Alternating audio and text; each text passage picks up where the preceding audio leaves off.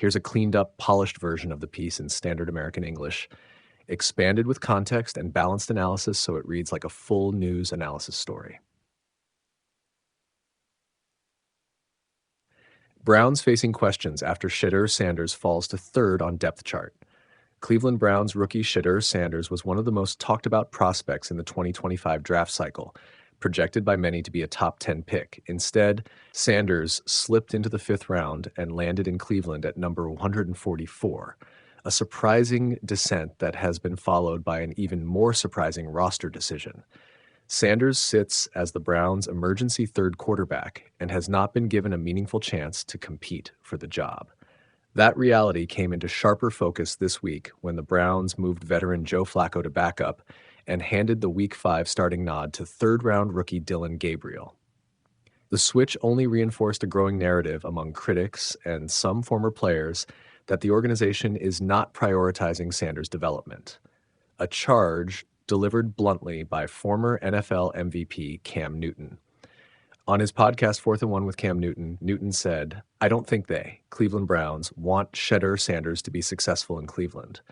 Because if you were to say, I want Cleveland to have a person or figure to have every chance to be successful, Shedeur has been the opposite of that." Newton's comments reflect a broader skepticism in some corners about how the Browns have handled Sanders since drafting him. The Browns' approach and how it looks more say. Sanders has regularly been used with the team's lower-tier practice groups in preseason and camp sessions, sources say, a decision that fuels the perception Newton described.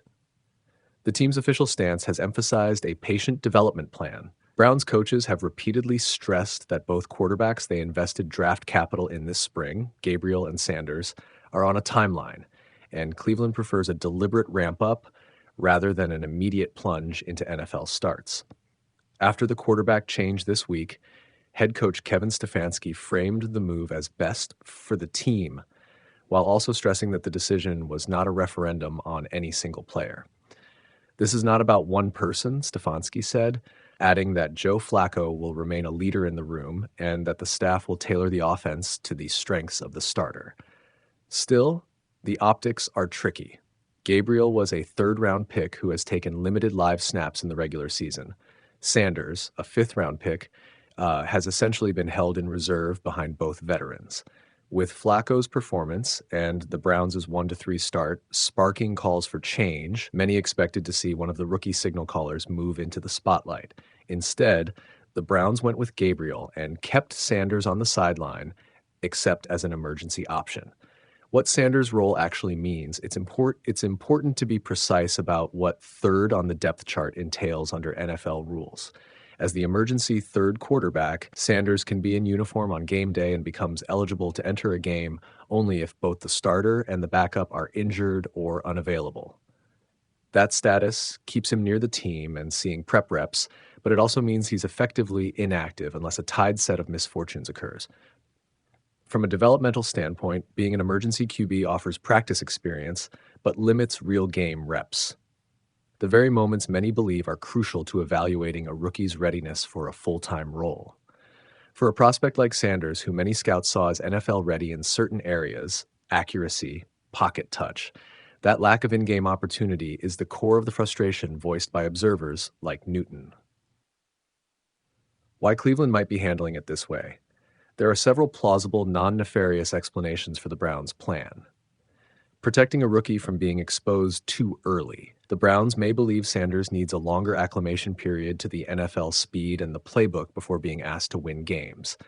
Sitting behind Flacco and now Gabriel lets him develop without immediate pressure. Investment in Gabriel. The team used a higher pick on Gabriel and may feel obligated to give that investment a real look. Gabriel's first start in London this week is a low-cost chance to see him lead the offense. Roster construction and competitive timeline. Cleveland may still view itself as in win-now mode, reasoning that a seasoned veteran or a conservative approach with a rookie QB is less risky than inserting an untested starter midseason. Personality and fit. Coaching staffs rarely make decisions based purely on hype. Sanders' presence and public profile is a variable. The staff may be weighing non-football factors like maturity, practice habits, or how a player fits the locker room culture.